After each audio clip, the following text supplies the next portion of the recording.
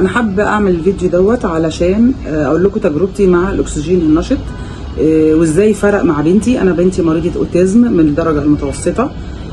طبعا احنا بنلف على الدكاتره كتير جدا وبناخد مكملات غذائيه، بناخد حاجه تنشط شويه الذاكره، بنعمل تعديل سلوك، بنعمل تخاطب. انا مش حاسه ان ده بيفرق جامد جدا مع الاولاد، بالعكس احنا حاسه ان احنا بنمشي ببطء. لحد الان ما فيش اي دواء معروف في مصر قدر يعالج الاوتيزم، كلها اجتهادات. لكن الحمد لله الاكسجين النشط انا حاسه ان هو هيفرق وهيعمل طفره جامده جدا في علاج الاوتيزم، والحمد لله انا يمكن وصلت له متاخر، بس بيتهيألي في السن الصغير هيفرق معاهم جامد جدا. هو فرق مع بنتي في الادراك، هو بيخلي مودها كويس، بيحسن لها السلوك، بيخليها هاديه، بيخليها قادره تستوعب اللي حواليها، بيخليها فاهمه. انا طبعا مش هقدر احدد بالظبط مثلا نسبه قد ايه، بس نقدر نقول مثلا من 40 ل 50% نسبه الادراك زادت.